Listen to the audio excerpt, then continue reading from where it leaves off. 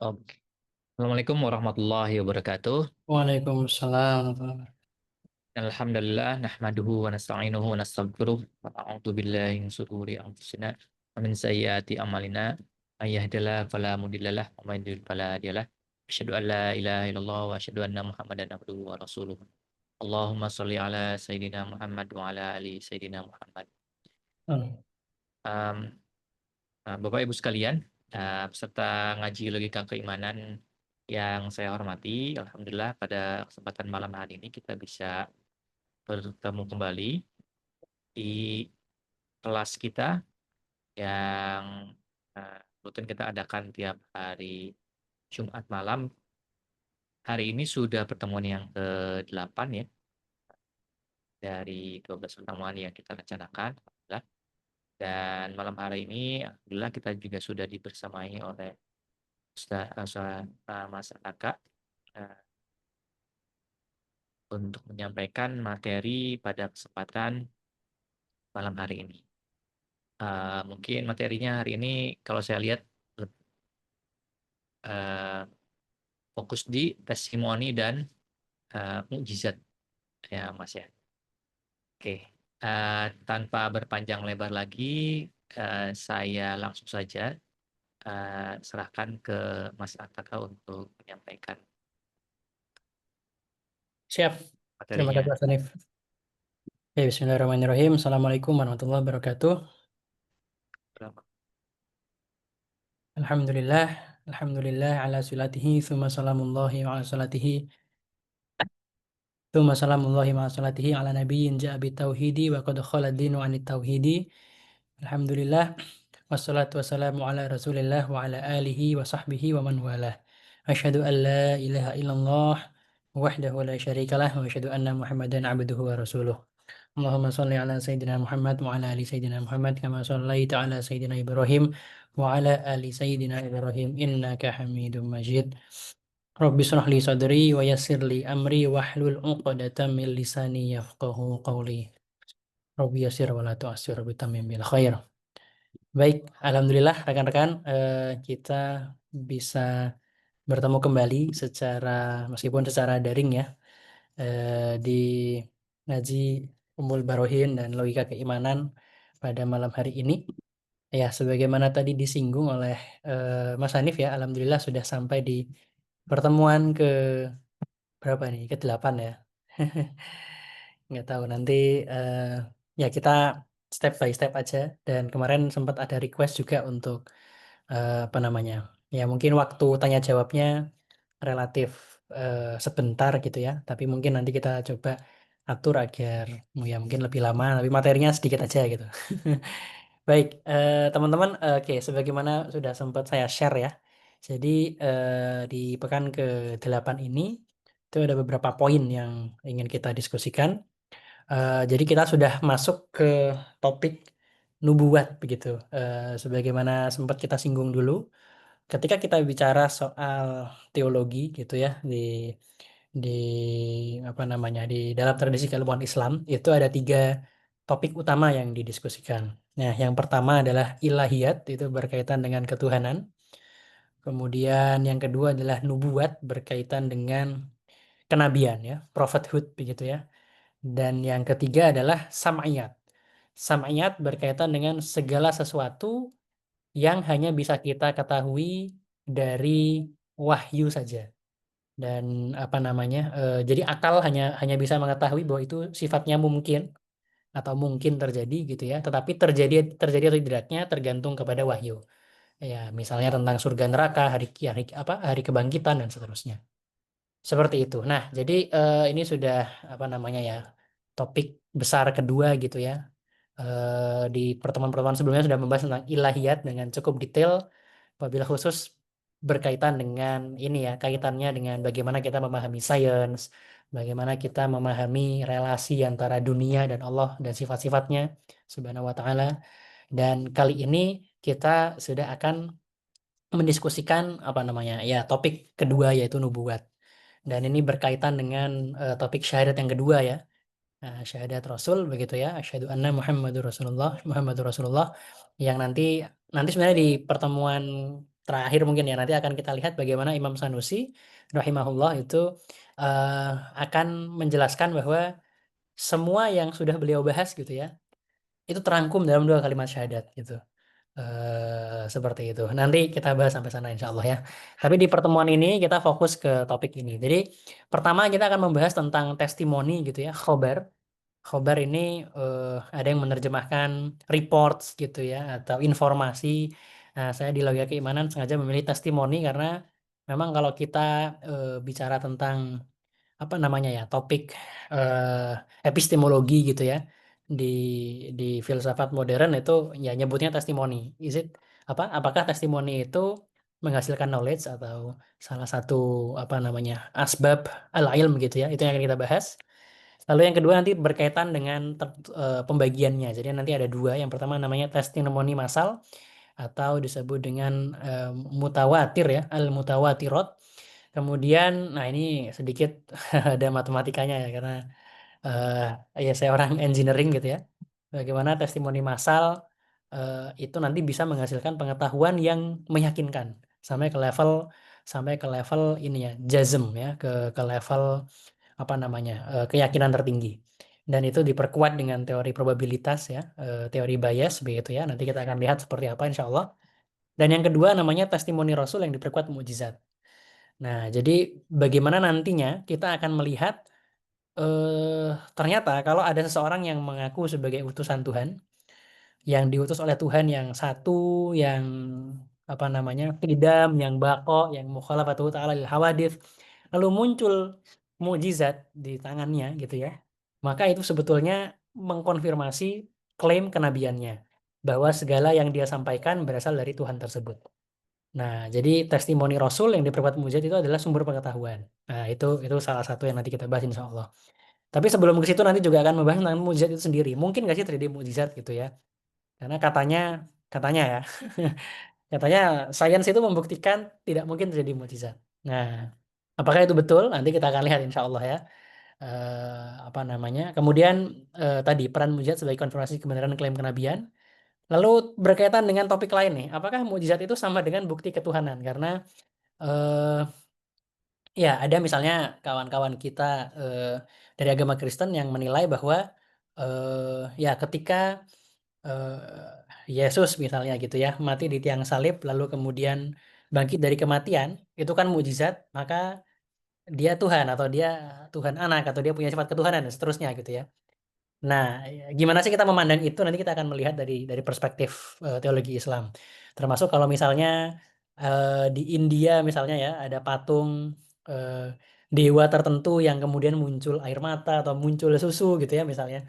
Ada kejadiannya atau dulu yang sempat ramai itu di Mesir ya kayaknya ya.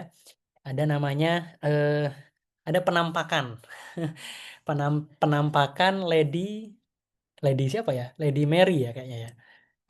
Jadi ada penampakan yang apa namanya seperti seperti apa namanya ya Sayyidatuna Maryam gitu katanya di sebuah gereja gitu dan itu terjadi berhari-hari disaksikan banyak orang.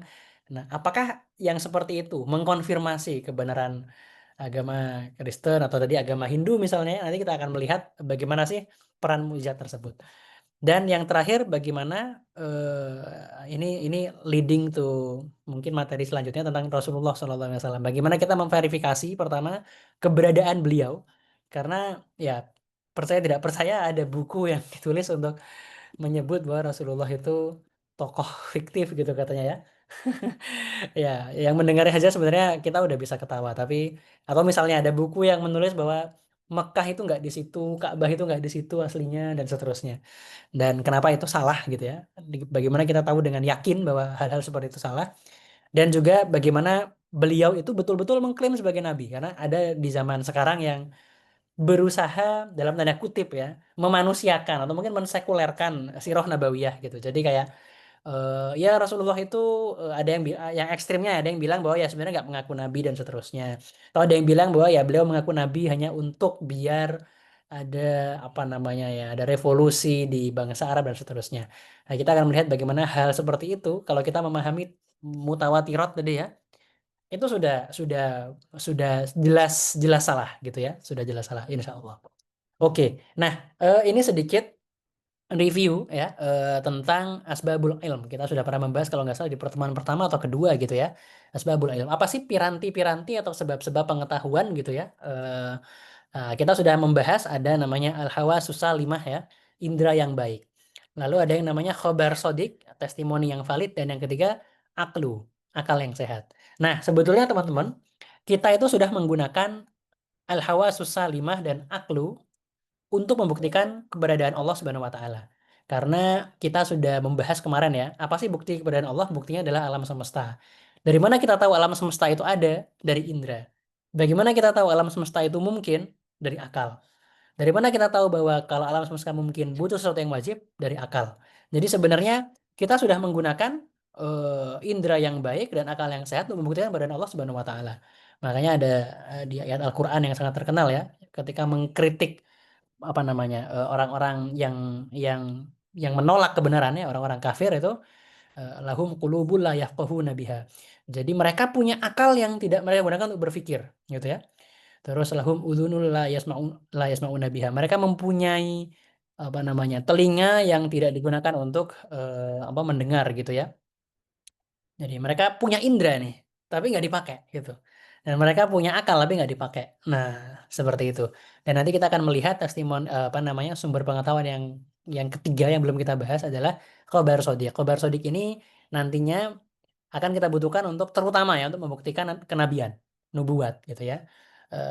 Bagaimana apa namanya kita kita yang tidak tinggal di era Rasulullah, tidak tinggal di Mekah, bisa tahu dengan yakin bahwa ada orang bernama Rasulullah Muhammad SAW, Muhammad bin Abdullah gitu ya, yang mengaku sebagai nabi, terjadi mukjizat di tangannya, lalu ada Al-Quran gitu ya, yang diturunkan sebagai wahyu kepada beliau, dan bahwa Al-Quran itu terpelihara sampai sekarang, nah, sehingga kita bisa meyakini semua yang ada di dalamnya. Nah, itu nanti terangkum dalam khobar sodik. Dan khobar sodik itu ada dua, sebagaimana tadi sempat saya singgung ya. Yang pertama adalah mutawatirot ya, tawatur, testimoni massal. Yang kedua adalah al-khobarur rasul al-mu'ayyad bil mu'jizah. Jadi testimoni seseorang yang mengaku utusan Tuhan dan dibuktikan validitasnya lewat mukjizat. Seperti itu. Nah, pertama kita bahas dari segi epistemologi dulu. Kenapa kok testimoni itu sumber pengetahuan gitu ya? Ini kadang-kadang sering di ini di apa namanya strawman ya argumen. Jadi kalau kita bilang, oh saya percaya testimoni testimoni apa namanya testimoni Rasulullah atau saya percaya testimoni sahabat bahwa ada orang bernama Muhammad bin Abdullah yang mengaku sebagai Rasul. Nah, terus dikritik. Masa kamu percaya sesuatu itu benar hanya karena ada yang bilang begitu gitu misalnya ya. Nah, itu contoh apa namanya? Strawman argumen against testimoni. Jadi nggak ada yang bilang bahwa yang kita yang percaya testimoni, yang percaya khobar, kita nggak bilang bahwa kalau kita dengar orang ngomong sesuatu lalu kita langsung percaya. Iya. Nah, jadi ada syarat-syaratnya tuh agar satu testimoni itu apa namanya? Agar satu testimoni itu benar-benar valid sebagai sumber pengetahuan. Nah, jadi nggak sembarang testimoni. Dan sebetulnya menolak testimoni ini absurd, absurd banget ya. Jadi kita nggak bisa apa namanya di kehidupan sehari-hari ya. Contoh paling sederhana adalah yang saya sering kasih contoh itu adalah bagaimana kita tahu siapa orang tua kita ya. Nah, kalau ada yang bilang bahwa ya membuktikannya pakai sains, tes DNA gitu misalnya ya. Tapi berapa orang sih yang tes DNA sekarang ya? Saya rasa hampir nggak ada ya kalau kalau kita di apa namanya ya di normal society lah ya normal family gitu ya hampir nggak ada sedikit sekali gitu.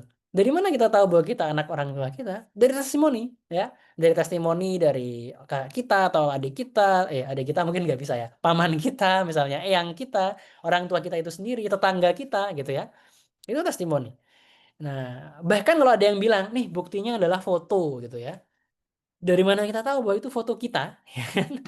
Yang diambil di era tersebut bersama orang tua kita. Nah, itu kan itu bukti pendukung ya. Jadi sebenarnya at the end of the day kita nggak bisa lari dari testimoni. Bahkan dalam sains sekalipun ya. Ya di sini ada beberapa teman-teman yang ya bergelut di bidang sains dan teknologi ya. Kalau teman-teman baca paper gitu ya, mungkin ada yang pernah jadi reviewer atau ada yang pernah submit lah, submit paper. Kalau kita submit paper terus di peer review oleh sejawat kita, ya kan? Mereka itu kan tidak selalu cara mereviewnya itu tidak selalu dengan mengulangi semua yang kita lakukan. di banyak case bahkan tidak bisa langsung mengulangi karena memang metodologinya tidak mudah ditiru gitu ya. Alat-alatnya mungkin tidak semuanya dimiliki. Apa sih yang dilakukan? Yang dilakukan adalah mereka membaca paper kita, mereka percaya, mereka mengasumsikan bahwa kita ini beneran gitu ya, metodologinya beneran. Lalu mereka menggunakan ilmu dan pengalaman mereka, mereka akan menilai valid nggak sih ini papernya. Nah, seperti itu. Jadi, peer review itu sendiri sangat mengandalkan testimoni, ya kan. Betul bahwa ada yang menggunakan, apa namanya, celah dalam tanda kutip ya, celah ini untuk kemudian, ya, apa namanya, memalsukan data dan seterusnya, ya kan. Tapi itu bukan berarti bahwa testimoni itu tidak menghasilkan ilmu, justru tadi, in most cases itu menghasilkan ilmu, ya, menghasilkan pengetahuan. Tentu kalau memang penemuannya sangat-sangat, apa namanya, bombastis ya biasanya akan ada yang berusaha mereplikasi, kan gitu ya. Nah, itu case-case tertentu lah. Tapi most of the time, ya, most of the time, reviewer itu nggak mengulangi semuanya kok, ya kan? Dia akan mengandalkan testimoni penulisnya tentang kebenaran datanya, kebenaran metodenya, gitu ya. Kecuali memang ketika memang ada something yang nggak make sense seperti itu. Nah, jadi testimoni itu sumber pengetahuan yang penting, ya. Meskipun kadang-kadang kita nggak sadar soal itu. Nah, dan di teologi, dalam konteks teologi ya, itu kita ada dua testimoni yang sangat penting, yaitu khobar mutawatir dan khobarur rasul al-muayyad bil mu'jizah. Nanti kita akan lihat seperti apa detailnya. Sebenarnya dalam dalam tradisi keilmuan Islam tidak cuma dua ini ya. Ada namanya khobar ahad. Khobar ahad itu lawan dari mutawatir gitu ya. Nanti kita akan lihat definisi mutawatir apa. Khobar ahad itu intinya semua apa namanya, mayoritas dari hadis yang, di apa namanya, yang kita kita apa, yang sudah divalidasi oleh para muhaddisun gitu ya, itu adalah khabar ahad. Jadi ilmu hadis itu berkaitan dengan khabar ahad. Misalnya Ibnu Hajar Al-Asqalani ya di, Nukhbatul Fikr itu beliau, eksplisit menjelaskan ya, kalau khabar mutawatir itu nggak perlu ilmu hadis, nggak perlu, kan ilmu hadis itu kan memverifikasi ya, ini, sanadnya ini dari siapa ke siapa ke siapa, rawinya ini terpercaya atau tidak gitu ya, ada yang terputus nggak di sanadnya, munqati, rawinya ini ada yang, apa namanya, kadzdzab nggak, ada yang pendusta nggak, dan seterusnya. Itu khobar ahad dan itu ada ilmunya sendiri. Nah, tapi kalau di teologi kita kita, tadi ya, teologi itu, ngomongin, eee, apa namanya, al-jazmu gitu ya, ngomongin ilmu yang meyakinkan. Nah, maka dari itu kita fokusnya di khobar mutawatir, terutama ya, khobar mutawatir dan khobarur rasul nantinya. Oke, kita mulai dari khobar mutawatir terlebih dahulu. Apa sih khobar mutawatir itu?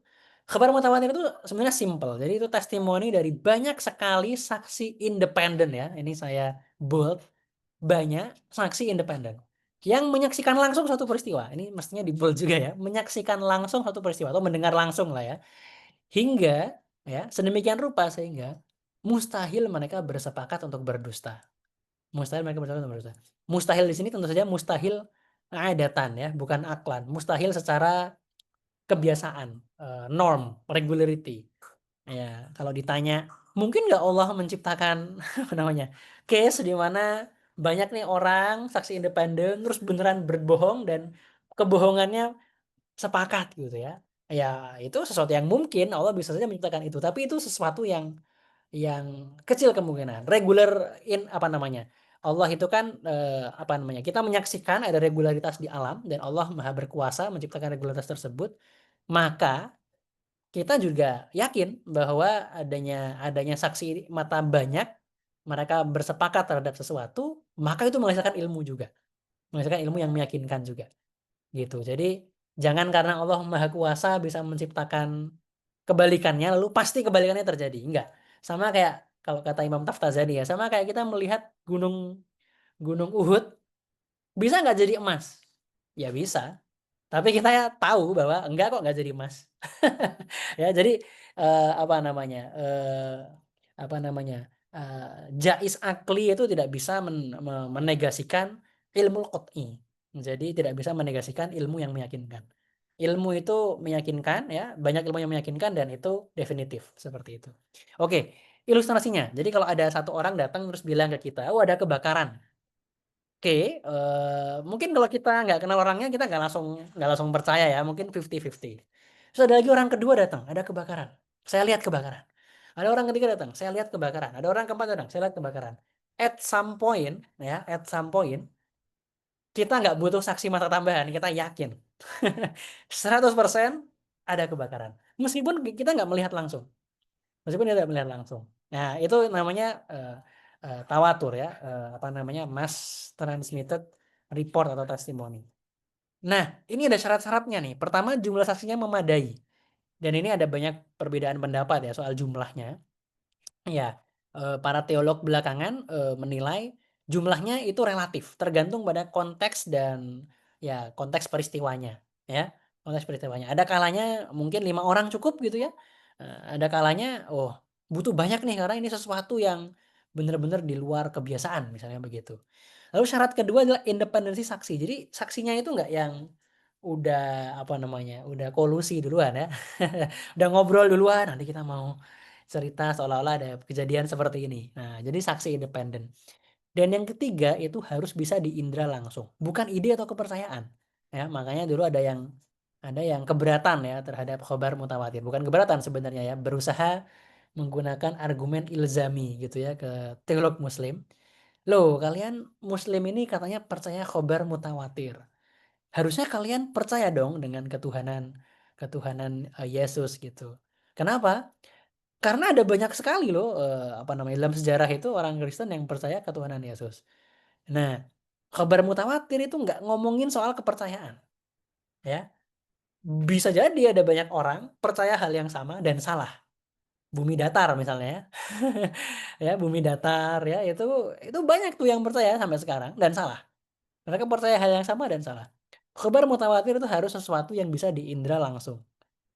Jadi dia mendengar langsung atau dia melihat langsung ada banyak, sedemikian rupa sehingga mustahil bagi mereka untuk berbohong. Nah, jadi in a way, ya khabar mutawatir itu cuman perpanjangan tangan dari indera kita, gitu ya. Nah, seperti itu. Nah, ini sedikit coret-coretan yang tertarik dengan maths ya. Jadi ada teori probability namanya Bayesian ya, Bayesian teori, di mana menggunakan teori ini kita itu bisa menghitung peluang kejadian A jika B terjadi. Nah, jadi long story short rumusnya seperti ini. Contoh ya, ini biar biar cepet ya. Misalnya A itu ada kebakaran, B itu orang mengabarkan kebakaran. Kita ingin tahu berapa sih peluang terjadi kebakaran ketika ada orang mengabarkan kebakaran. Kan ini simbol ini artinya itu, peluang ada kebakaran ketika ada orang mengatakan terjadi kebakaran. Nah, rumusnya seperti ini. Jadi ini peluang kebakaran ya. Yang ini peluang orang mengabarkan kebakaran jika terjadi kebakaran. Dibalik ya. Peluang orang mengabarkan kebakaran jika terjadi kebakaran. Yang ini sama, ini peluang kebakaran, yang ini juga sama. Nah, ini tanda apa namanya? Wave ini artinya not ya. Jadi P not E artinya peluang tidak terjadi kebakaran. Nah, peluang tidak terjadi kebakaran. Lalu PB jika not E itu artinya peluang orang mengabarkan kebakaran jika tidak ada kebakaran. Jadi bohong gitu ya, peluang bohong. Gitu. Nah, rumusnya seperti ini. Jadi let's say peluang terjadinya kebakaran itu 0,1 anggaplah karena kebakaran itu jarang terjadi. Lalu misalnya peluang orang mengabarkan kebakaran kalau terjadi kebakaran itu let's say cukup tinggi 0,9 karena kan kalau ada bahaya orang biasanya cenderung lapor ya. Nah, berapa nih peluang apa namanya? Peluang orang mengabarkan kebakaran jika tidak terjadi kebakaran? Let's say rendah ya 0,2. Ya karena orang bohong itu jarang. Misalnya gitu ya. Nah, P not E berapa? P not E peluang tidak terjadi kebakaran ya 1 dikurangi 0,1 karena peluang itu semuanya harus jadi 1 ya. Jadi 0,9. Dari sini masukin ke rumus ini teman-teman jadi dapat peluang ada kebakaran ketika ada orang mengabarkan kebakaran. Nilainya 0,33. Jadi bisa dilihat teman-teman, peluang kebakaran sendiri itu cuma 0,1. Kecil ya. Tapi kalau ada satu orang datang terus bilang terjadi kebakaran, peluang ada kebakaran ketika orang tersebut mengatakan terjadi kebakaran meningkat sedikit jadi 0,33. Nah, ini contoh aja ya, ini angkanya cuman ngawur aja. Cuma contoh aja. Makanya ya Bayesian teori ini ya kritik utamanya adalah dari mana nih prior value-nya gitu. Ya ini cuma contoh aja untuk mengilustrasikan ya. Mengilustrasikan seperti itu, 0,33. Nah, apa yang terjadi kalau ada orang kedua datang? Atau orang ketiga datang? Atau orang keempat datang? Nah, jadi kalau ada orang kedua datang, tinggal angka 0,33 ini kita masukin ke sini. Jadi PA sekarang. Ya, jadi PA kita hitung lagi semuanya dapat angka yang baru. Itu peluang ada kebakaran ketika ada 2 orang mengabarkan kebakaran. Nah, gitu. Jadi ini saya bikin tabel ya. Ya, kalau cuma 1 orang itu peluangnya 0,1. Terus sorry, peluang terjadi kebakaran awalnya 0,1, ketika ada 1 orang peluangnya jadi 0,333. Terus ini jadi 0,333 ya, dihitung lagi, peluangnya jadi 0,69 dan seterusnya. Terus gitu ya, let's say ada 10 orang. Berapa sekarang peluangnya? 0,99997 gitu. Itu 10 orang ya. Oh, ini agak kepotong ya. Ya, gitu. Intinya apa? Semakin banyak saksi independen, semakin besar keyakinan terhadap kebenaran informasi tersebut. Ya. Nah, itu kenapa tadi? Kenapa kabar mutawatir itu valid dari segi probability? Ya, of course ya. Maksudnya probabilitas itu kan tidak lain adalah teori bias itu tidak lain adalah cara bagi kita untuk memformulasikan pengalaman kita terkait dengan probability. Jadi ya of course make sense gitu ya. Nah, jadi seperti itu. Jadi khabar mutawatir itu tadi dapat mencapai tingkat kepercayaan mendekati 100% meski tanpa pengamatan langsung. Gitu, teman-teman. Nah, ya contoh sederhana ya khabar mutawatir. Saya belum pernah ke Mekah ya. Mohon doanya semoga kapan-kapan bisa berkesempatan ke sana. Tapi saya itu tahu loh kalau Mekah itu ada. Ya, saya tahu kalau Mekah itu ada. Kenapa ya? Karena ada begitu banyak orang yang pernah ke Mekah, semuanya cerita gitu ya. Atau saya pernah dengar ya tadi bahwa ada Mekah gitu. Atau misalnya Alexander the Great. Saya nggak pernah tuh datang ke, saya nggak tahu misalnya apa makamnya Alexander the Great gitu ya. Ya, tapi ya saya tahu bahwa ada tuh terjadi. Ada orang namanya Alexander the Great, dia punya kekuasaan yang besar dan seterusnya. Ya, itu contoh eh, mutawatir ya. Oke. Itu satu. Jadi dengan testimoni massal kita bisa dapat ilmu meyakinkan. Yang kedua testimoni Rasul yang diperkuat oleh mujizat. Jadi gini idenya teman-teman. Jadi kalau ada 1 orang datang lalu dia mengaku sebagai Tuhan, astagfirullahaladzim, mengaku sebagai utusan Tuhan, lalu muncul mujizat di tangannya gitu ya.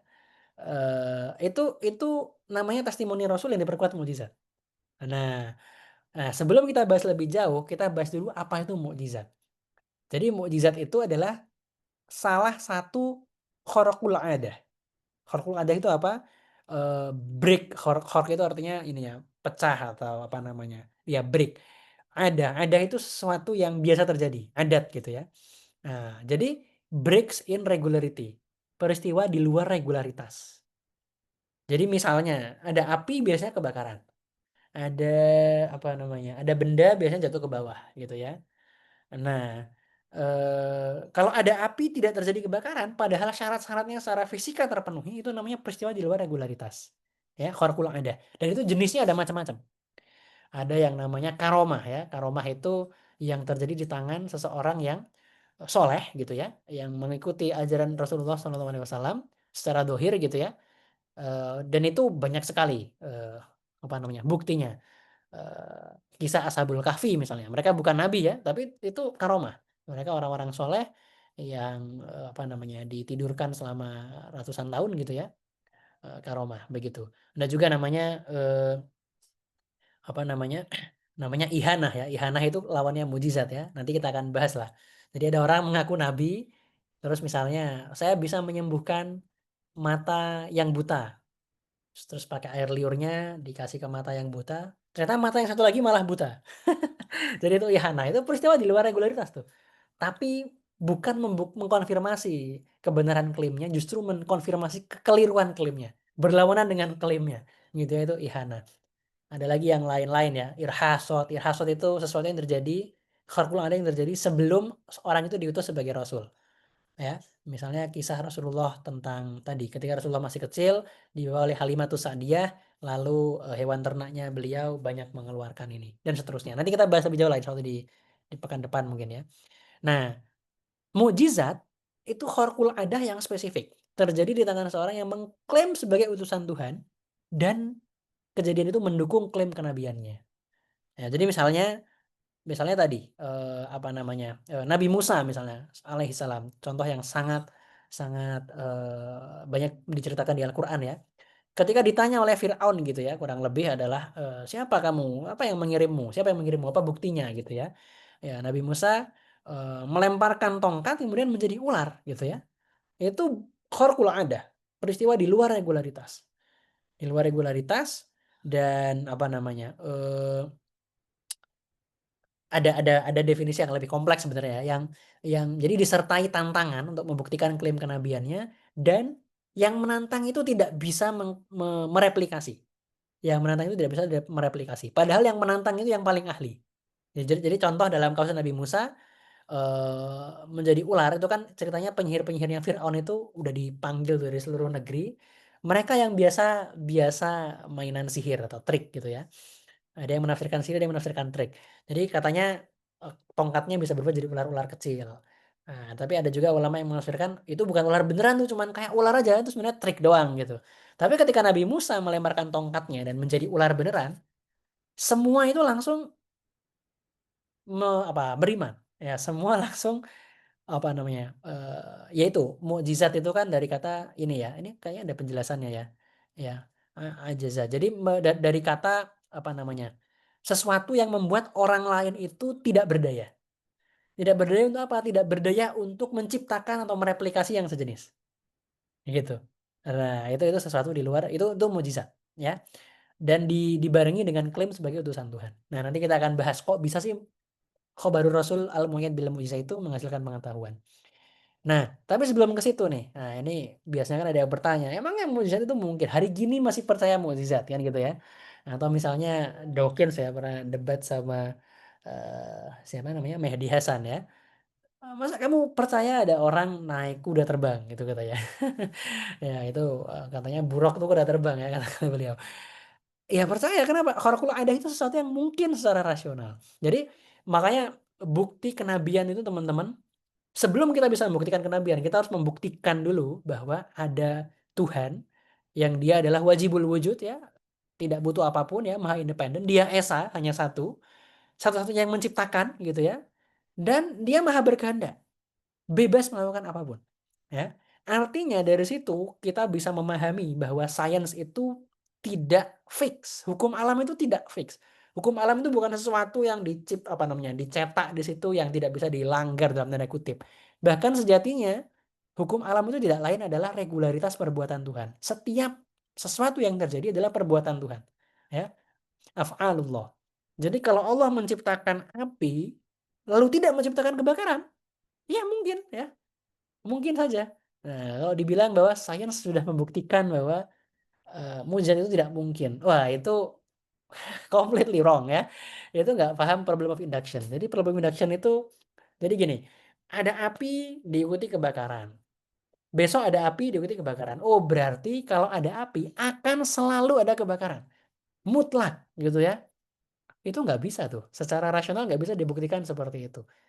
Sesuatu yang terjadi sekarang tidak menggaransi besok-besoknya akan seperti itu lagi. Nah, gitu ya. Gitu kurang lebih. Nah, ada juga yang mengkritik, ini David Hume yang sangat terkenal ya. David Hume ini memang menarik ya.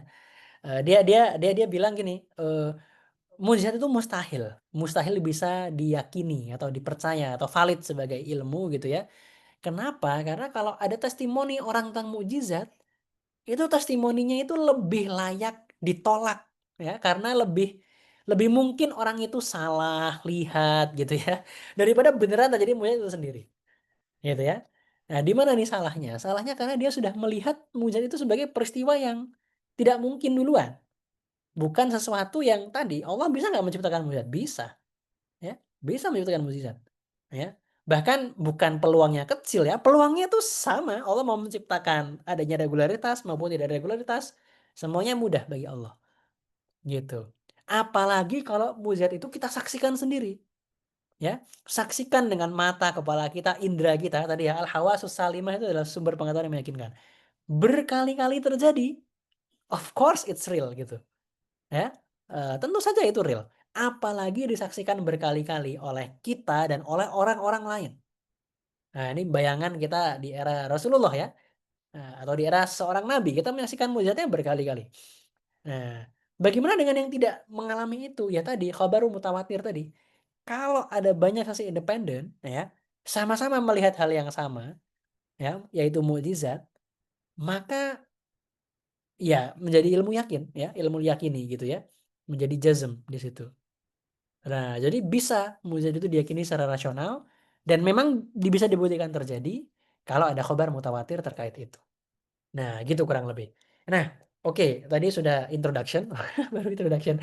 Oke, mungkin beberapa slide lagi ya. Jadi, kemudian teks di Ummul Barohin yang berkaitan dengan ini adalah amma burhanu wujubi sidqihim alaihimus salatu wassalam fali annahum law lam yasdaqu lalazimal kadzbu fi khabarihi ta'ala litasdiqihi ta'ala lahum bil mu'jizah an-nazilah. Jadi, apa sih bukti wajibnya sifat sidq, benar tentang klaim kenabian? Apa sih yang membuktikan bahwa kalau ada orang mengaku sebagai utusan Tuhan, lalu terjadi mujizat, itu benar-benar utusan Tuhan? Apa buktinya? Kok bisa? Argumennya gimana? Ini argumen Imam Sanusi. Kalau ada apa namanya? Kalau ini saya next dulu ya. Eh, oke, ini oke, saya di sini. Jadi nanti kita lihat penjelasan lebih detailnya. Jadi dari mana kita bisa tahu bahwa mujizat itu konfirmasi kebenaran klaim kenabian? Ilustrasinya gini. Bayangkan ada seorang yang mengaku utusan raja. Terus dia ditanya, "Apa buktinya kamu utusan raja?" Ya nanti raja di istananya akan melakukan sesuatu yang hanya bisa dilakukan olehnya, gitu ya misalnya ya, yang nggak umum dia lakukan, gitu ya, dan hanya dia yang bisa melakukan. Nah nanti nih 1 menit lagi misalnya gitu, dan beneran terjadi, misalnya ada kembang api atau apa ya, oh iya ini beneran utusannya nih berarti. Nah misalnya gitu. Nah, ini contoh yang saya karang sendiri. Kalau di Imam apa kitab-kitabnya Imam Sanusi, Imam Ghazali, contohnya itu ini. Contohnya itu raja diminta berdiri. Jadi di suatu ruangan, anggaplah ada raja, rajanya diam aja nih. Lalu ada orang bilang, "Saya mewakili raja." Ya, saya mewakili raja. Kalian harus mempercayai saya. Apa buktinya? Nah, orang itu akan bilang, raja akan melakukan sesuatu yang jarang ia lakukan, yaitu ia akan berdiri dan duduk 3 kali. Lalu pada saat itu, semua orang melihat ke arah si raja dan rajanya melakukan itu, ya kan? Maka itu konfirmasi kenabian. Yaitu ilmul qat'i ya, yakini gitu. Nah, itu jelas konfirmasi ilahiyah. Nah, kenapa? Karena kalau tidak kejadian tersebut mengindikasikan bahwa tadi adanya kedustaan pada kalam Allah. Dan itu mustahil. Karena kalamullah itu berkaitan dengan ilm, dengan ilmunya, dan ilmunya Allah itu kita sudah membuktikan ya, Allah itu disifati dengan ilmu dan ilmunya mencakup segala sesuatu. Jadi nggak bisa ada kebohongan. Itu kalau berbeda dengan kenyataan ilmu Allah itu namanya kontradiksi ya. Seperti itu. Jadi pasti itu jelas konfirmasi kenabian, konfirmasi kebenaran klaim kenabian tersebut ya. Nah, seperti itu. Dan tadi syarat-syaratnya itu harus sesuatu yang tidak bisa ditiru. Makanya tadi berasal dari kata ajazaya, membuat orang tidak berdaya, tidak berdaya. Ajaza yu'jizu ijazan ya. Nah, makanya biasanya mujizat itu berkaitan dengan sesuatu yang paling menonjol di arah tersebut agar jelas. Agar jelas. Tadi Nabi Musa alaihissalam misalnya. Semua ngomongin penyihir bisa ngubah apa namanya tongkat jadi ular. Ketika beneran terjadi mujizat seperti itu, ya, itu semuanya langsung langsung langsung beriman tuh penyihirnya. Karena jelas mereka melihat, mereka tahu, wah ini bukan bukan ini di luar ini nih, di luar regularitas nih. Gitu. Jadi mukjizat adalah tanda otentik dari Tuhan untuk membuktikan keabsahan di salah seorang rasul. Dan mukjizat itu bukan bukti ketuhanan. Bukan ya. Jelas bukan. Kenapa? Jadi gini, sebelum ke situ, ada contoh, ada ilustrasi kayaknya nggak tahu saya cerita nggak ya di Loya Keimanan ya. Ada ilustrasi dari Imam Al-Ghazali di Al-Munqidh ya, Munqidh Minad Dolal yang menurut saya luar biasa. Eh, jadi gini, beliau bilang gini, misalnya ada orang terus dia misalnya ya contoh ya saya lupa contoh yang diberikan apa tapi misalnya gini misal ada orang terus dia bilang saya bisa membuktikan 1 tambah 1 sama dengan 3 misalnya gitu oke apa buktinya gitu kan terus dia ngelempar tongkat terus jadi ular ini buktinya nih oke apa respon orang yang rasional akan bilang wow that's amazing ya kamu luar biasa bisa membuat tongkat berubah jadi ular Tapi itu bukan berarti 1 tambah 1 sama dengan 3. Ya kan? Ya, jadi mukjizat in itself itu sebenarnya nggak membuktikan apapun, in itself, tanpa konteks ya. Itu hanya membuktikan bahwa tadi, ada necessary being, wajibul wujud, fa'il mukhtar ya, Tuhan personal, yang memutuskan untuk tidak menciptakan regularitas di saat itu. That's it. Itu nggak membuktikan bahwa ya orang tersebut misalnya suci gitu ya, atau orang tersebut adalah Tuhan misalnya ya. Enggak, sama sekali tidak. Ya. Jadi memang harus ada konteksnya. Harus ada konteksnya. Itu kenapa ketika Dajjal ya, Al-Masihud Dajjal nanti muncul gitu ya. Itu di hadis dikisahkan itu dia akan menampilkan kharqul adah, menghidupkan orang mati, menyuburkan tanah gersang gitu ya. Lalu dia mengklaim sebagai Tuhan, ya. Kenapa itu absurd? Wah jelas, Tuhan itu nggak mungkin seperti makhluk ya. Mukhalafatuhu ta'alil hawadith. Tuhan itu bukan seperti makhluk yang terbatas, yang bisa jalan-jalan. Dan biar lebih obvious lagi tuh, ya kan. Dajjal itu bahkan buta sebelah, kan gitu ya. Nah, makanya kata ulama, ya kalau dia maha kuasa, dia akan sembuhkan tuh butanya. Gitu ya. Tapi ya tadi, dia mukhalafatul lil hawadits. Jadi Tuhan itu nggak seperti itu. Adanya Dajjal itu jelas, Dajjal itu mungkin, Dajjal itu bermula ya, hadis, maka Dajjal itu butuh kepada sesuatu yang wajib, butuh kepada sesuatu yang tidak bermula. Jadi Dajjal jelas bukan Tuhan. Apapun yang akan dia lakukan itu tidak membuktikan absurditas. Tidak membuktikan absurditas. Gitu. Ya, itu kenapa tadi? Argumen bahwa let's say kita percaya bahwa Yesus mati di tiang salib lalu bangkit dari kematian ya. Itu tidak membuktikan bahwa dia adalah Tuhan ya. Tidak membuktikan adalah Tuhan, dia adalah Tuhan ya. Seperti itu. Nah, jadi kharqul ada menjadi konfirmasi kenabian itu valid. Tapi menjadi konfirmasi ketuhanan nggak valid. Kenapa? Karena kenabian itu sesuatu yang mungkin. Ya kan? Ada orang mengaku sebagai utusan Tuhan, Tuhannya satu, Tuhannya wajibul wujud, Tuhannya fa'il mukhtar, ini argumen keberadaannya gitu ya. Lalu terjadi sesuatu di luar regularitas. Of course it proves the prophethood. It doesn't prove godhood. Gitu. Nah, jadi seperti itu. Oke, next lagi ya. Ini kayaknya slide terakhir ya, biar panjang tanya jawabnya. Jadi begitu. Jadi khobarur rasul al-munyad bil mujizah itu adalah bukti kenabian. Seperti itu. Nah, makanya tadi kalau ada kejadian luar biasa di tadi misalnya ada apa namanya di gereja tertentu ada penampakan Bunda Maria misalnya gitu. Atau di India ada patung dewa-dewa yang mengeluarkan susu. Apakah berarti agama-agama tersebut benar? Tentu tidak, ya. Kenapa? Karena tadi kebenarannya di assess atau diuji ya menggunakan tadi. Apa bukti bahwa Tuhan mereka benar? Apa bukti bahwa ajaran mereka benar? Kan gitu. Oh, agama agama tertentu percaya banyak Tuhan. Of course it's irrational ya. Of course it's absurd. Gitu kan. Jadi nggak kejadian-kejadian tadi tidak membuktikan kebenaran agama-agama tersebut.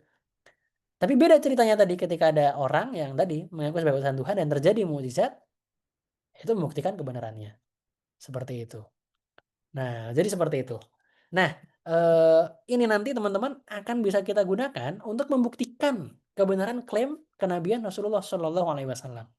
Ya, ya paling gampang adalah khobar mutawatir dulu nih. Karena sebelum kita membuktikan klaim kenabian Rasulullah, kita harus membuktikan dulu dong bahwa beneran Rasulullah itu eksis di Mekah gitu ya. Ada Ka'bah dan beliau mengaku sebagai Nabi dan Rasul. Itu dulu, dua itu dulu.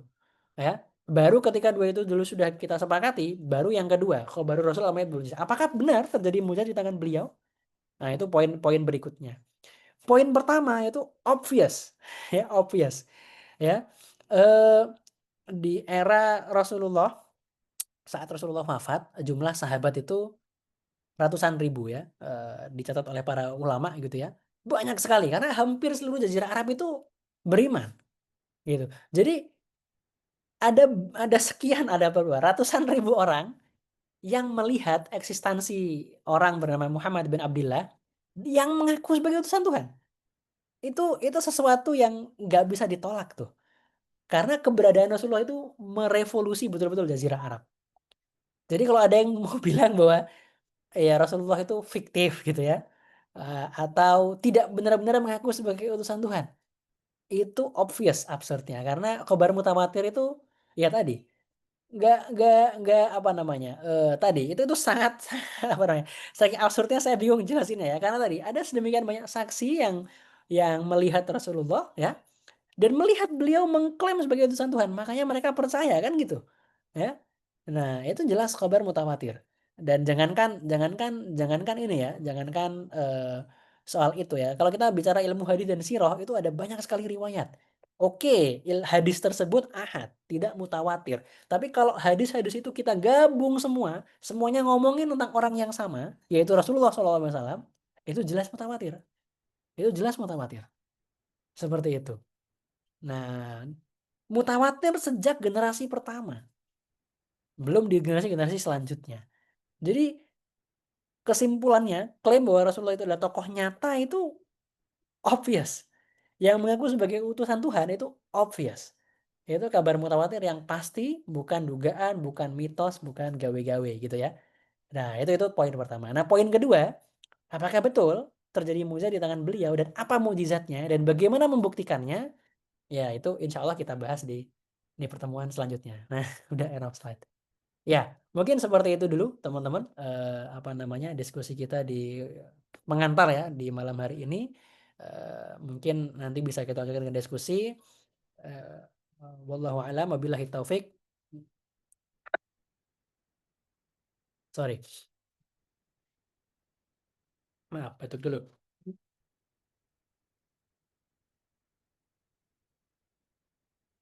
Ya, mungkin saya kembalikan ke Mas Hanif. Assalamualaikum warahmatullahi wabarakatuh. Waalaikumsalam warahmatullahi wabarakatuh. Terima kasih Mas Ataka. Oke, kita langsung masuk saja ya. Kalau ada teman-teman yang ada pertanyaan, saya persilakan.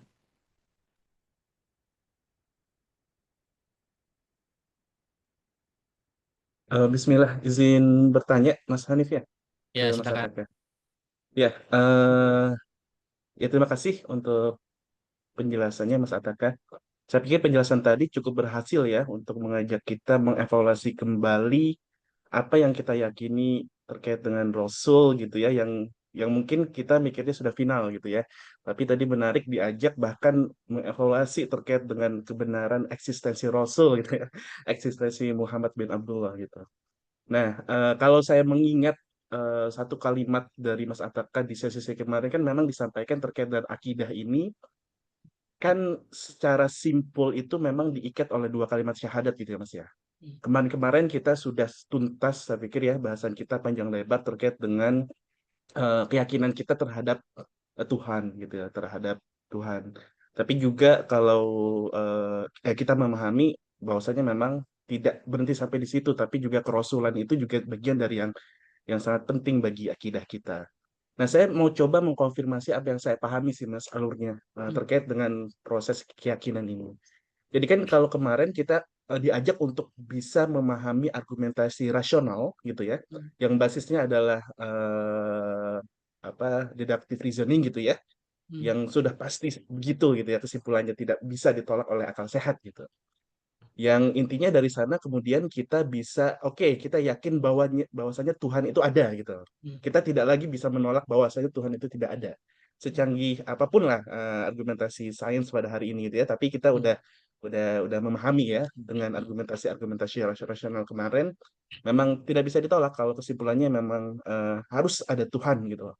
Nah, itu satu. Tapi kan belum sampai ke oke, Tuhan yang dimaksud adalah Allah gitu. Kan bisa bisa aja banyak versi gitu ya terkait dengan Tuhan. Tapi dari sana yang saya pahami berarti setelah itu penting untuk memahami kenapa Tuhan memilih cara untuk bisa memperkenalkan dirinya yaitu dengan memilih satu manusia pilihan gitu ya. Satu manusia pilihan di muka bumi ini yang terjaga begitu ya, maksum gitu ya. Dan kalau Nabi akhir zaman ya kita tahu Muhammad bin Abdullah lah yang Shallallahu Alaihi Wasallam gitu lah yang kita yakini tentu sebagai sebagai Rasul. Tapi prosesnya kan kemudian Tuhan memilih cara itu gitu loh. Hmm. Yang Hmm. mungkin juga memunculkan pertanyaan, kenapa menggunakan cara itu gitu loh. Hmm. Atau mungkin saya nggak layak bertanya kayak gini loh. Karena Hmm. pada hakikatnya Tuhan berhak melakukan atau menciptakan sesuatu yang mungkin itu terjadi gitu loh. Hmm. Bahwasanya Allah memilih manusia pilihan itu suatu hal yang mungkin dan Hmm. Allah punya kehendak gitu. Apakah ya sudah gitu loh, alasan bikin syariah itu sebetulnya ada penjelasannya dari para ulama terkait dengan Hmm. ternyata memang ada hikmah besar kenapa caranya ini. Apakah Hmm. dia memutus pertanyaan berantai gitu ya atau hal lain gitu. Itu yang saya pikir saya ingin konfirmasi terkait dengan itu.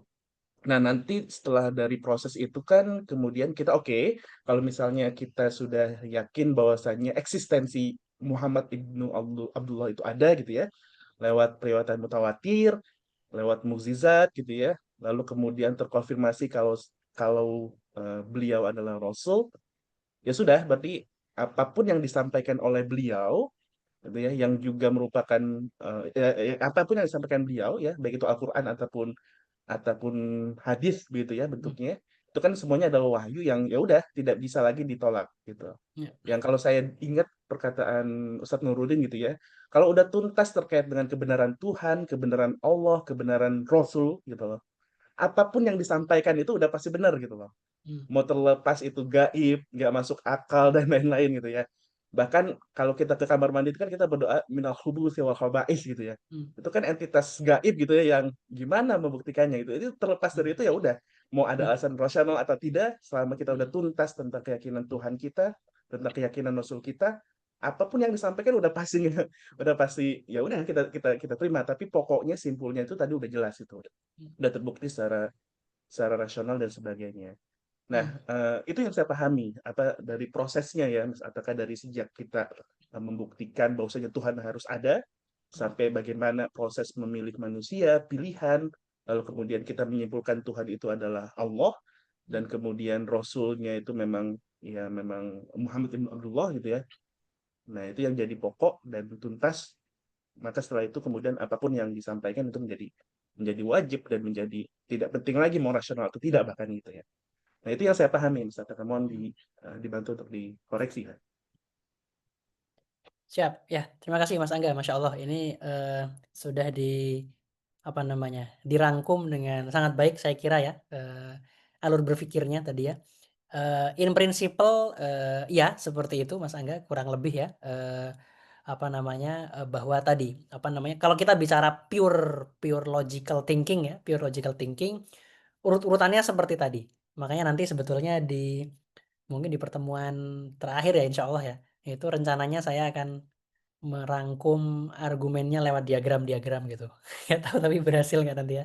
Tapi kurang lebih seperti itu. Jadi kita start from first principle ya. Kita tahu kita punya akal, kita tahu kita punya indera, kita lihat sekeliling kita. Oh, ada alam semesta mungkin, maka ada entitas yang wajib, maka dia tidak bermula, tidak berakhir, berbeda dengan makhluk. Nggak mungkin ada banyak, hanya ada satu, dia independen. Maka kalau tadinya alam semesta nggak ada jadi ada, maka dia berkehendak. Yang berkehendak pasti berilmu, ya pasti hidup gitu ya. Sampai situ gitu ya, sampai situ itu tadi ilahiyat ya, itu pure logical thinking. Nah, sebetulnya tadi betul bahwa apa sih apa namanya? Siapa sih entitas yang menciptakan kita ini? Sampai situ kan kita nggak tahu ya namanya ya. Nah, baru nanti ketika memang ada orang yang mengaku sebagai utusan Tuhan, yang tadi sudah dibuktikan secara rasional tuh, ya. Tuhannya Esa, Tuhannya Wajibul Wujud dan Fa'il Mukhtar dan seterusnya. Lalu terjadi mukjizat di tangannya, that's it. Maka itu mengonfirmasi gitu ya, mengonfirmasi bahwa apa namanya, betul betul betul beliau adalah utusan Tuhan yang valid gitu ya. Maka apa yang beliau sampaikan semuanya representasi dari kalam Tuhan gitu. Makanya di Al-Qur'an kan wala yantiqu 'anil hawa in huwa illa wahyu yuha. Dia tidak apa namanya, tidak bicara berdasarkan hawa nafsunya, tapi semuanya adalah wahyu. Semuanya adalah wahyu. Sirah Rasulullah itu adalah wahyu in itself gitu ya. Makanya kita nggak bisa membeda-bedakan antara sunnah dan Quran dan seterusnya ya. Semuanya wahyu gitu ya. Semuanya punya punya status gitu ya dalam apa namanya dalam agama seperti itu. Ya, in principle yes, seperti itu kurang lebih. Meskipun sebetulnya ini bahkan sampai tadi ya, sampai fa'il mukhtar tadi, sampai kita membuktikan Allah wujud, qidam, baqo, mukhalafatul hawadits terus gitu ya. Sampai sifat qudroh, ilm, hayah gitu ya. Selain sama basor kalam lah ya, selain sama basor kalam dan turunannya, sampai situ aja sebetulnya arguably ya, tentu kita bisa bisa bisa apa namanya, bisa berdiskusi lebih detail, tapi arguably tidak ada agama lain selain Islam yang mendeskripsikan Tuhannya seperti itu. Oke, let's say agama Kristen. Oke, mirip-mirip gitu ya. Tapi nggak bisa tuh kita apa namanya, mempercayai ada wajibul wujud yang sekaligus ada three person gitu ya. Apa namanya? Uknum ya kalau di Imam Samsi nyebutnya ya. Akonim salasah, ada 3 person yang semua sama-sama divine gitu ya. Itu nggak bisa tuh. Wajibul wujud nggak bisa seperti itu. Wajibul wujud itu tadi wahdaniyah, esa, independen, tidak bergantung pada yang lain. Yang bergantung itu berarti tidak Tuhan, tidak divine gitu. Apalagi tadi bisa bisa dalam tanda kutip bisa ada part of divinity yang mewujud menjadi manusia dan mati di tiang salib dan seterusnya. Itu menurut saya irreconcilable. Jadi bukan bukan apa namanya, bukan wajibul wujud yang kita buktikan secara rasional itu nggak bisa seperti itu.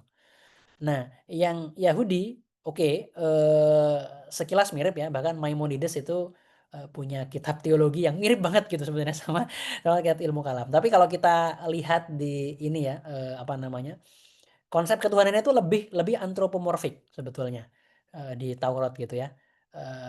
Meskipun ya tadi arguably masih masih bisa mungkin ditakwil dan seterusnya ya. Wallahu a'lam. Tapi rasa-rasanya itu tidak ada tuh agama yang Tuhan selain agama Islam yang menjelaskan Tuhannya itu seperti apa namanya, yang inline dengan pembuktian ilmiah tadi, pembuktian logika tadi. Maka ya pasti Tuhan itulah Allah gitu yang dideskripsikan dalam Al-Qur'an. Itu poin sedikit lah ya, itu mungkin pandangan personal saya, wallahu a'lam. Terus yang kedua adalah, betul logical thinking-nya seperti itu dan ketika sudah terkonfirmasi bahwa itu adalah nabi, maka semua yang beliau sampaikan itu adalah wahyu Tuhan. Nah, mungkin kalau saya pribadi, saya tidak, ya ini cuman minor point lah ya. Kalau saya pribadi mungkin bahasanya bukan yang bahkan ketika yang beliau sampaikan tidak rasional gitu ya. Kalau saya pribadi, menurut saya kurang pas. Yang beliau sampaikan itu pasti rasional.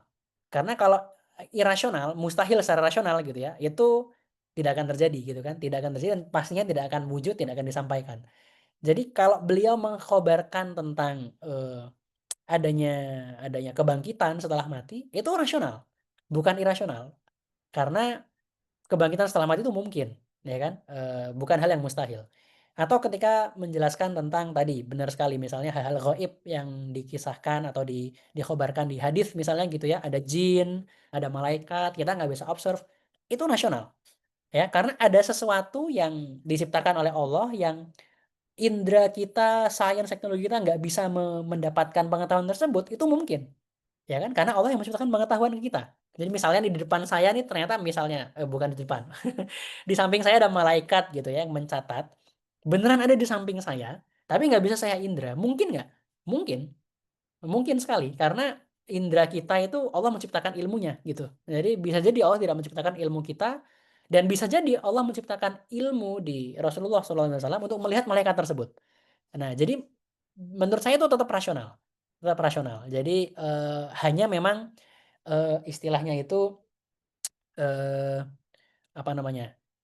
Irrationality is not equal with eh, i- eh, saya lupa istilahnya. Jadi ada irasional, ada less likely to happen gitu ya, atau jarang terjadi. Nah, kalau itu iya, mukjizat itu jarang terjadi atau tidak biasa terjadi gitu ya, atau misalnya tadi ada malaikat itu ya itu kita tidak bisa mendeskripsikan atau kita tidak bisa mengindra itu dengan sains dan seterusnya, itu iya, tapi itu tetap rasional gitu. Itu sedikit apa namanya komentar lah ya. Nah, mungkin terakhir apa namanya, bukan terakhir, mungkin dua lagi ya. Satu lagi adalah sebenarnya ini memang betul logical thinking seperti itu, tapi boleh jadi dan valid ada orang yang nggak seperti itu logical thinking aslinya. Jadi ada orang yang mengenal Rasulullah dulu, gitu ya. Lalu Rasulullah mengaku sebagai nabi, akhlaknya bagus, oke.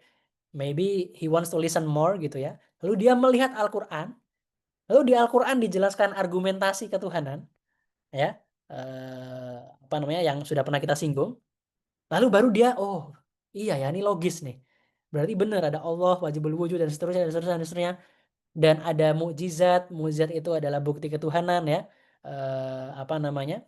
Dan itu kan tercantum dalam Al-Qur'an. Kita insya Allah jelasin di pertemuan selanjutnya ya. Fa'tu bisuratin, buatlah satu surat saja. Itu tantangan bahwa ini nih mukjizat, nggak bisa kalian menciptakan yang seperti ini. Nah, dari situ semua lo dia memahami bahwa oh iya, berarti ini benar. Nah, itu juga bisa terjadi. Jadi pintu masuknya lewat wahyu duluan gitu ya, in a way. Tapi dari membaca wahyu tersebut, dia dapat logical thinking yang tadi. Nah, itu juga mungkin terjadi dan valid. Lalu yang terakhir mungkin soal kenapa kok Allah menciptakan mengkhabarkan semua ini lewat utusan. Ya, betul bahwa sebenarnya jawabannya sudah benar tadi. Bukan yang kita nggak boleh mempertanyakan ya, tapi jawaban yang paling paling komprehensifnya yang paling tepatnya gitu ya, sebetulnya adalah tadi, apa namanya, Allah itu sifat jaiznya adalah fi'lu kulli mungkinin aw tarkuhu. Allah itu bisa menciptakan sesuatu yang mungkin atau meninggalkannya. Jadi semua terserah Allah. Mau menciptakan surga neraka, mau mengutus wahyu ke satu orang saja, bukan ke semua orang, itu terserah Allah. Tapi tentu ada hikmahnya. Nah, ya sebenarnya pemahaman saya hikmahnya sangat banyak ya. Jadi ketika apa namanya, pertama ya apa namanya, ini sebetulnya menunjukkan menunjukkan posisi Rasulullah SAW yang sangat terhormat gitu ya, sangat-sangat tinggi posisinya di sisi Allah gitu ya. Sehingga harapannya ya tadi orang yang apa namanya, orang yang kemudian mengikuti, orang yang kemudian apa namanya, haus akan Tuhan gitu ya, itu ketika ketika ada rasul yang benar-benar disayangi oleh Tuhan yang dia cari, ya itu mungkin akan apa namanya, ya seperti kerinduannya ini ya, kerinduannya kerinduannya terbalas gitu ya, kerinduannya terbalas. Makanya, ya ada hadis misalnya tentang Warokoh ya, Warokoh ibn Naufal, itu yang mempelajari kitab-kitab terdahulu, lalu ketika Rasulullah diutus menjadi rasul pertama kali, itu beliau langsung langsung apa namanya, bungah gitu, langsung bahagia gitu, langsung wah ini yang kamu alami ini seperti namus yang dikirim ke Nabi Musa. Kalau saya masih muda, ketika engkau diusir oleh kaummu, saya akan menemanimu gitu atau melindungimu. Ya jadi apa namanya? Salah satu hikmahnya adalah tadi meniru atau menyayangi manusia gitu ya. Itu something yang bagi banyak orang more apa ya? Mungkin easier to do gitu ya. Easier to do karena something real, ya Allah something real juga bahkan lebih real ya. Tapi something yang apa namanya, kita bisa relate gitu ya, kita bisa relate bahwa oh Rasulullah itu manusia juga gitu ya, manusia juga seperti kita gitu ya. Jadi, ya tadi dalam mengikuti, apa namanya, sunnah beliau itu dan mengikuti perintah Tuhan gitu ya, itu jadi lebih lebih lebih lebih lebih relate dan lebih apa namanya, ya bisa lebih menggugah jiwa untuk mengikuti perintah Tuhan tersebut. Ya, dan tentu hikmah yang lain adalah ya karena Allah menciptakan dunia ini sebagai ujian. Itu kenapa tidak tidak mengirim wahyu atau itu hikmah di balik kenapa Allah tidak mengirim wahyu ke semua orang. Karena ujian dan bukan berarti kalau tidak dikirim wahyu ke semua orang kemudian kita dalam tanda kutip berhak menuntut ya. Lah kenapa saya nggak dikirimi wahyu? Oh enggak, karena bukti bahwa ada Tuhan itu kamu udah dikasih akal untuk sampai ke situ gitu ya. Dan sudah ada utusan Tuhan dan ada mukjizat gitu ya kayak what what else gitu. What else? Makanya dulu ada di UK ada apa namanya, orang yang nanya ke saya ya, katanya di Islam itu tauhid yang paling penting. Nah, kenapa kok syahadatnya ada syahadat nabi gitu? Kenapa harus mengimani nabi? Kenapa nggak tauhid aja? That's it gitu ya. Nah, ya sebetulnya adalah tadi, kalau kita memahami bahwa ada orang mengaku sebagai utusan Tuhan, buktinya mukjizat, lalu kita menolak hal tersebut, itu sama dengan menolak Tuhan gitu. Sama dengan menolak perintah Tuhan, sama dengan membangkang dengan pencipta kita. Jadi, apa namanya, ya tadi, cara kita mengikuti perintah Tuhan dan cara kita, beribadah pada Tuhan adalah sesuai dengan perintahnya yang disampaikan oleh nabinya. Seperti itu. Nanti mungkin insya Allah kita bahas juga lebih detail ya, di pertemuan-pertemuan berikutnya. Mungkin itu dulu Mas Angga, agak panjang nih maaf.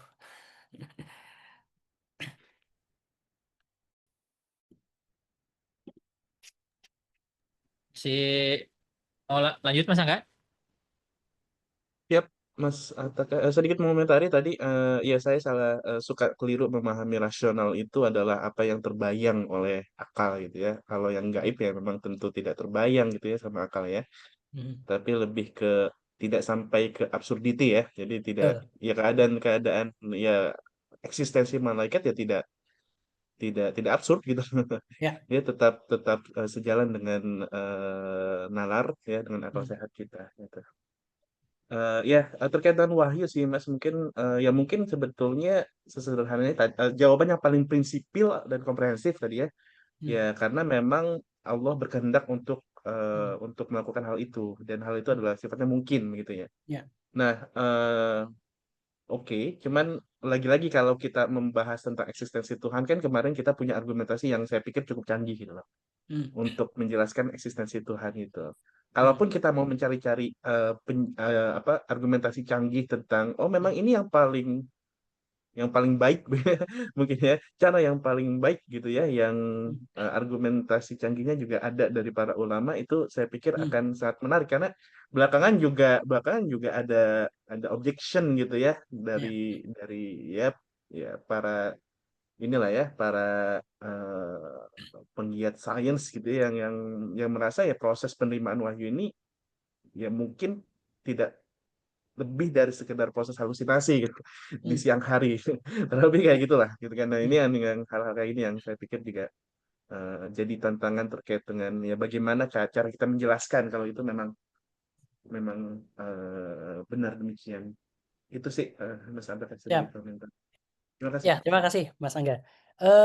Ya sebetulnya, pertama begini ya, menurut saya, ya kita harus membedakan antara 2 hal. Pertama, kita membedakan antara, bukti rasional bahwa valid ada orang mengaku sebagai utusan Tuhan gitu ya, dengan kenapa kok Tuhan memilih, apa namanya, menyampaikan khobarnya lewat cara tersebut gitu.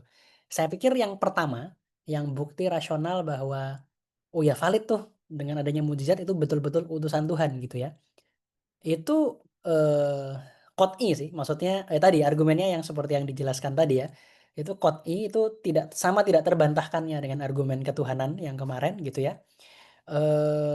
Tapi memang tadi, kenapa kok Tuhan memilih menciptakan yang seperti itu, memang memang tadi ya, memang that's hikmah yang in itself dengan akal saja itu sebenarnya kita nggak bisa sampai ke situ. Karena ya tadi, yang akal kita bisa sampai adalah Allah bebas melakukan apapun yang mungkin. Tapi ketika kita sudah mendengar wahyu, ya kan, maka sebenarnya Allah juga menjelaskan gitu ya, hikmah-hikmah tersebut, meskipun tidak seluruhnya mungkin bisa kita pahami. Nah, jadi gini, intinya begini, fakta bahwa kita tidak bisa memahami hikmah di balik sesuatu, termasuk soal kenapa diutusnya Rasul gitu ya, itu tidak membantah fakta lain bahwa kalau ada orang mengaku sebagai utusan Tuhan, kemudian jadi mukjizat, itu valid sebagai utusan Tuhan. Nah, itu 2 hal seperti itu. Kemudian, poin lain soal tadi halusinasi. Sebenarnya ini insya Allah akan dibahas lebih lanjut ya di pekan depan terkait apa sih bukti Rasulullah Shallallahu Alaihi Wasallam itu benar-benar Rasul. Kalau tadi kan kita sudah membuktikan beliau ada, beliau mengaku sebagai nabi, lalu apa buktinya? Nah, termasuk tadi soal, ya mungkin itu halusinasi kan gitu ya, atau waliyadzubillah ada yang sampai apa namanya ya, menuduh beliau sebagai orang gila gitu ya, menuduh beliau sebagai orang yang terkena kelainan tertentu, sindrom tertentu gitu ya, sehingga delusional, waliyadzubillah. Eee, itu sebenarnya nanti akan bisa terbantahkan karena, ya tadi dari sirah, dari testimoni ya lagi-lagi ya, kita bisa tahu bahwa it's impossible to be not, apa namanya, divine revelation gitu. Misalnya tadi mungkin kita bahas lebih lanjut di pekan depan, tapi misalnya saya kasih contoh misalnya tadi soal halusinasi. Jadi, eee, saat Rasul ini ya, apa namanya, saat Rasul mendapat wahyu pertama kali, itu beliau apa namanya, di apa ya, dibekap gitu ya mungkin ya bahasa Indonesianya ya oleh malaikat Jibril. Sampai beliau keluar keringat dingin, lalu beliau kemudian pulang dan berkata ke Sayyidatuna Khadijah, "Zammiluni," gitu ya, "selimuti aku." Itu sesuatu yang real, itu badannya nggak bisa dibohongi, kan gitu ya. Banknya nggak bisa dibohongi, itu tuh bukan sesuatu yang dibayangkan. Karena tadi, kalau kalau dibayangkan itu nggak bisa sampai seperti itu, atau kalau itu mimpi itu nggak bisa sampai seperti itu. Atau misalnya ketika menerima wahyu dalam banyak case, Rasulullah sedang naik unta. Dan si untanya itu gemetar dan duduk gitu ya. Bukan cuma Rasulullah saja, untanya sampai nggak kuat. Atau ketika Rasulullah dapat wahyu dan ada sahabat lututnya sedang menempel, itu langsung kerasa berat. Langsung ngerasa berat. Jadi itu beberapa poin itu, salah satu buku yang mungkin saya sangat rekomendasikan terkait dengan itu adalah Fiqhus Sirah ya, karya Allahyarham, Muhammad Said Ramadan Al-Buti dari Syria. Itu tadi kayak apa namanya ya, apa namanya, ya tadi, hal-hal yang berpotensi dalam tanda kutip membuat kita kayaknya ini bukan bukan mukjizat atau bukan wahyu, itu jadi ketutup semua gitu, ketutup semua. Belum lagi tadi, nanti kita akan lihat, insyaallah di pekan depan, mukjizatnya real gitu ya, mukjizatnya real itu, apa namanya, terjadi sesuatu di luar regularitas itu real. Jadi let's say, oke, saya nggak yakin sih ini halusinasi atau belum, let's say ada orang bilang gitu, oke, tapi kamu tetap nggak bisa membantah bahwa terjadi mukjizat di tangan beliau. Mukjizat nanti kita akan lihat insyaallah mukjizat dalam bentuk Al-Qur'an itu sendiri dan mukjizat dalam bentuk yang lain. Mukjizat dalam bentuk kejadian luar biasa yang lain, bulan terbelah dan seterusnya. Apa namanya, keluar air dari jari jemari beliau dan seterusnya. Jadi bukti mukjizatnya itu sangat melimpah dan itu undisputable sih. Yang penting kita percaya dulu bahwa ada Allah yang bisa menciptakan segala sesuatu bebas gitu ya, tidak terkekang oleh dalam tanda kutip hukum alam dan seterusnya, dan bahwa testimoni itu sumber pengetahuan yang valid. Kalau dua itu sudah, eee, ya tadi saya rasa, ketidakmampuan kita memahami hikmah dan seterusnya itu nggak bisa membantah argumentasi tersebut. Wallahu a'lam, mungkin itu Mas Angga. Ya, terima kasih Mas Ataka. Jelas bagi saya. Sederhananya berarti kita tidak kekurangan argumen ya Mas ya untuk Ya, menjawab keraguan ataupun tuduhan-tuduhan itu ya Mas ya. Jadi betul ada betul. banyak sisi yang bisa kita lihat dan kita bisa Mhm, jelaskan gitu. mhm, mhm. Ya. Saya pikir masih ada pertanyaan tapi agak bergeser ke topik lain. Cuman kayaknya Mas Hanif juga ada pertanyaan. Jadi saya persilakan dulu ke Ya. Mas Hanif ya. Nggak saya terus. Monggo Heeh, silakan Mas Hanif. Eh, tadi nggak, kayaknya Mbak lanjutin aja Astrid dulu. juga ada pertanyaan ya Mas Hanif di kolom chat ya, tapi hilang kayaknya ya. Mbak Astrid apa siapa tadi ya? Kayaknya barusan live, jadi pertanyaannya hilang. Oh, I Kayaknya see, I see. something to do sama tadi, apa ya tadi itu ya? Saya sempat Kayaknya baca tapi karomah saya sempat ini ya, tapi agak lupa detailnya sih. iya iya, ya tentang ke rumah tadi kayaknya. Siap, siap. Ya mungkin next time eh bisa bertanya lagi. ya, Mohon maaf Mbak Astrid ya. Monggo Mas. saya mungkin ini aja deh.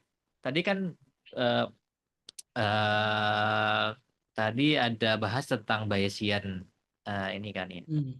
Nah, kalau saya mikir mukjizat itu seperti kayak outlier di statistik, itu jadi something that ya itu sesuatu yang mungkin terjadi di eh, ya mungkin terjadi, tapi itu bukan sesuatu yang masuk dalam distribusi normal. Itu kebanyakan hal yang terjadi itu tidak seperti itu, tapi apa namanya, mukjizat itu bisa eh, masuk ke dalam fenomena yang outlier lah gitu. Apa bisa dianalogikan ke sana atau beda konsep itu ya? Hmm.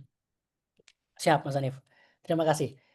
Kalau saya pribadi merasa kurang pas ya, karena gini, outlier itu tetap statistically dalam tanda kutip matters gitu ya. Maksudnya gini, eee, ya orang kalau bilang mukjizat gitu ya, terus kita bilang mukjizat itu adalah outlier, ya dia akan bilang bahwa ya alam itu seperti itu bukan di luar regularitas gitu ya, itu hanya secara statistik kalau dicoba berulang kali ya memang ada outlier-outlier seperti itulah, dan itu secara statistik masih bisa ditoleransi.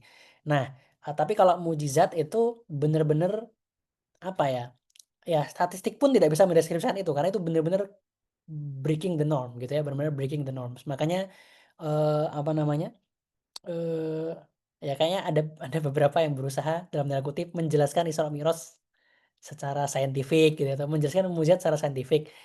Ya bagi saya itu salah alamat ya, karena mukjizat itu memang beyond science gitu.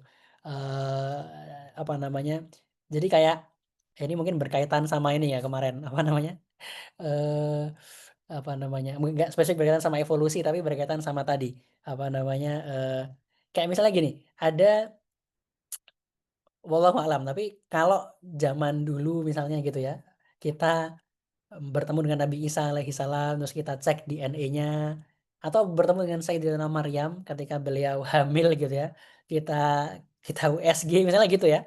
Semua bukti-bukti kalau kita ngikut sains itu akan membawa kita kepada kesimpulan harus punya ayah dong, ya kan? Harus punya ayah gitu. Yet it's possible gitu ya bagi Tuhan untuk menciptakan itu tanpa ayah. Jadi itu, apa namanya, benar-benar tadi sih, benar-benar beyond yang gini, kalau kalau kita nggak apa namanya, ya apa namanya, nggak meng-include-kan wahyu ya, ya tadi kesimpulannya akan pasti ini punya ayah gitu. Tapi kalau kita meng-include-kan wahyu dan wahyunya berasal dari nabi yang terpercaya dengan mukjizat tadi itu, ya maka oke, it's possible gitu ya, it's possible bahwa memang ada regularitas, lalu Allah menciptakan sesuatu yang di luar regularitas tersebut. Nah, jadi kalau saya merasa mungkin kurang kurang pas ya kalau kita bilang sebagai outlier. Ada juga yang berusaha menjelaskan pakai ini ya, kan quantum physics itu kan katanya, apa namanya, probabilistik gitu ya, tidak deterministik. Terus ada quantum indeterminacy. Jadi kayak ya di level kuantum bisa aja ada sesuatu yang nggak biasa gitu. Ya bagi saya mukjizat itu bahkan beyond beyond itu, beyond beyond quantum description gitu. Karena memang benar-benar tadi ya, diciptakan untuk mendemonstrasikan bahwa tadi, ini sesuatu yang nggak bisa direplikasi gitu. Heeh. Wallahu a'lam, mungkin saya bukan statistician ya, tapi mungkin seperti itu bayangan saya. Mhm. Oke, oke. Terima kasih. Ya, Mas Angga, silakan kalau mau ada lanjutan. Eh, paling ini sih apa yang pertanyaan yang sempat saya Mhm, sampaikan ya di grup ya terkait dengan ini Mas. Teologi ini kan menarik ya dalam mhm, dalam arti saya melihat di teologi ini satu sisi pendekatan rasional itu dipakai mhm, habis-habisan gitu loh untuk mhm, untuk menjelaskan konsep atau keyakinan gitu ya. mhm, Kan kan kalau kalau secara keilmuan itu kan akidah. Lalu mhm, akidah yang juga masuk di sana filsafat itu menjadi teologi gitu ya. Ya, mohon mhm, dikonfirmasi itu yang saya pahami. Jadi teologi mhm, itu jadi satu satu klaster sendiri gitu ya mhm, antara antara akidah dan juga filsafat yang ketemu gitu loh. mhm, Nah, itu jadi teologi. Dan ciri khasnya adalah satu sisi saya melihat ada pendekatan rasional yang habis-habisan dipakai untuk menjelaskan ataupun membuktikan gitu loh. Apa yang kita yakini selama ini gitu loh. Nah, ini kan yang jadi teologi Islam ya. mhm, Walaupun juga ada teologi Nasrani gitu ya yang ya tokoh besarnya Thomas Aquinas gitu ya. Kalau kita bahkan banyak sekali tokoh besar di bahkan di filsafat itu sendiri gitu. Nah, satu sisi memang menggunakan pendekatan rasional habis-habisan ya, tapi di sisi lain saya juga mendapatkan penjelasan gitu dari khususnya dari Mas Ataka kalau ya pada hakikatnya Tuhan memiliki segala sifat yang besar, suci, mhm, tinggi yang bahkan tidak bisa kita bayangkan gitu. mhm, Jadi ada unik ya kita tuh nggak terlalu dikotomis gitu. Tapi di satu mhm, sisi kita kita kemudian menggunakan akal habis-habisan, tapi masih ada ruang untuk kemudian kita meyakini kalau akal itu terbatas gitu. mhm, Nah, ini menarik sih Bang. Menurut saya di keilmuan teologi ini saya pikir menarik. Nah ini mhm, gimana dari Mas Ata kan ada komentar khusus kayak kita ini? mhm. Siap, siap. Oke, terima kasih Mas Angga. Ini juga komentar yang sangat menarik ya. Iya, iya saya setuju bahwa apa namanya, eee ya memang memang ini tadi, betul. Pertama ada yang namanya akidah. Akidah itu ya biasanya berkaitan dengan pokok-pokok keimanan yang wajib diyakini seorang muslim ya. Akidah in itself. Makanya ada kitab-kitab akidah yang nggak ada bukti rasionalnya karena dia nggak ngomongin bukti rasional, dia ngomongin apa sih yang harus diyakini. Kan akidah itu kan, apa namanya, dari kata ikatan ya artinya. Jadi yang mengikat seseorang agar dia masih masih dalam, apa namanya, disebut sebagai muslim, itu akidah. Itu poin-poin yang, kita yakini. Misalnya akidah Thahawiyah itu cuman poin-poin saja, nggak ada bukti sama sekali itu di situ. Nah, tapi memang kemudian betul ketika ulama menggunakan, apa namanya ya, menggunakan argumentasi ya, untuk berdialektika dengan keilmuan di zamannya, seperti filsafat di zamannya, itulah kemudian menjadi teologi atau ilmu kalam gitu ya, untuk membuktikan poin-poin akidah tadi. Di sisi itu ya, dan itu kenapa tadi saya bilang akidahnya akan sama gitu ya, tapi cara kita berdialektika harusnya akan berbeda sesuai dengan zamannya begitu.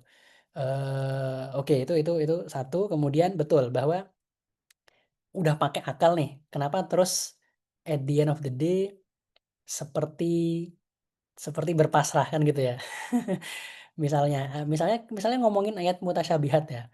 Saya sebenarnya berusaha menghindari pembahasan soal itu ya, tapi oke sedikit tentang itu.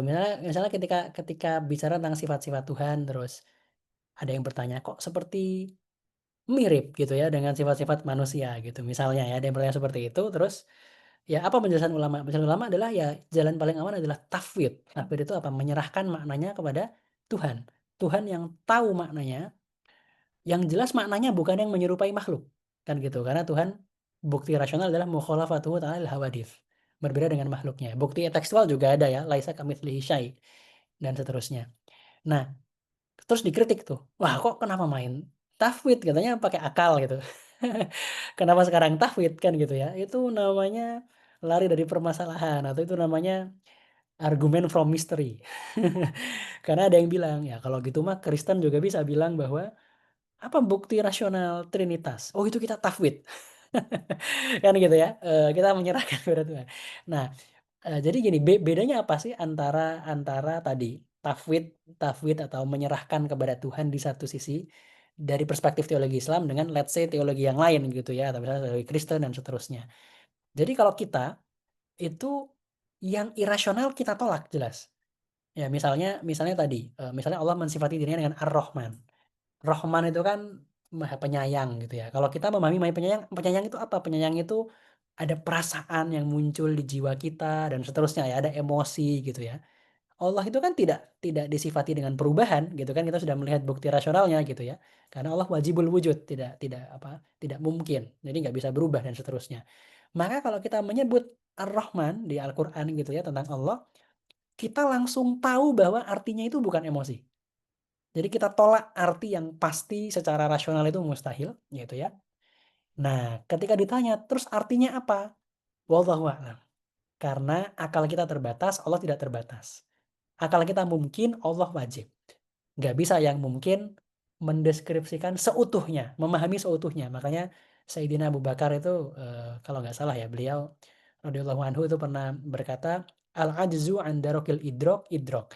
Ketidakfahaman kita memahami seutuhnya tentang Tuhan dan sifat-sifatnya ya, itu adalah pemahaman itu sendiri. Jadi ketidakfahaman kita seutuhnya itu pemahaman itu sendiri. Karena memang tadi bukti rasional sudah membawa kita bahwa Tuhan itu berbeda dengan makhluknya, Tuhan itu wajib, maka jelas akal kita yang mungkin dan terbatas ini nggak bisa menggapai apa namanya esensi Tuhan seutuhnya. Bukan berarti nggak bisa dipakai sama sekali untuk mendeskripsikan Tuhan, bisa, tapi nggak bisa mendapatkan hakikat dari apa sih sifat-sifat Tuhan tersebut, gitu. Jadi kalau dibilang misalnya, bisa nggak kita bilang, ya Trinitas, ya terus tafwid gitu ya, kita serahkan maknanya kepada Tuhan gitu ya. Oh nggak bisa, karena Trinitas itu sendiri sudah irasional gitu. Contoh ya, contoh seperti itu. Jadi, apa namanya, ujung betul bahwa dimulai dari akal, ketika sudah membuktikan semua yang bisa dilakukan dengan akal, kita memahami bahwa Allah itu beyond, apa namanya ya, our full comprehension ya, la tudrikuhul absor gitu ya, dia tidak di apa apa namanya, penglihatan atau pemahaman itu tidak bisa meng-cover, Allah seutuhnya, maka ya sudah sisanya kita berserah diri. Kita memahami ketidakberdayaan kita dan, ya we can live with that. Kita bukan seperti orang yang, "Oh pokoknya saya harus tahu dulu nih, tahu seutuhnya hakikatnya Tuhan seperti apa baru mau," ya enggak ya, enggak seperti itu, gitu. Ya makanya katanya tadi kalau kalau sudah sampai ke level hakikat gitu ya, sudah sampai ke level hakikat itu, ya seperti misalnya Ibnu Athaillah ya di Al-Hikam itu. Itu beliau akan bilang bahwa, "Ngapain kamu membuktikan sesuatu yang hak, sesuatu yang pertama yang nggak butuh apapun dengan sesuatu yang ciptaan gitu, dengan apa, dengan dunia gitu kan. Beliau bukan berarti menolak argumentasi rasional, beliau bilang kalau kamu sudah nyampe gitu ya tentang kesimpulan tentang adanya Tuhan, kamu akan memahami bahwa oke, apa namanya, ya kita ini semua sangat terbatas, Tuhanlah yang maha absolut gitu ya. Maka ya sudah kita berserah diri. Ya mungkin, eee, jadi apa namanya, malam-malam, apa namanya ya, semi semi curcol, tapi ya seperti itu mungkin kurang lebih Mas Angga. Wallahu a'lam. Ya, ya. Terima kasih, Mas Abad.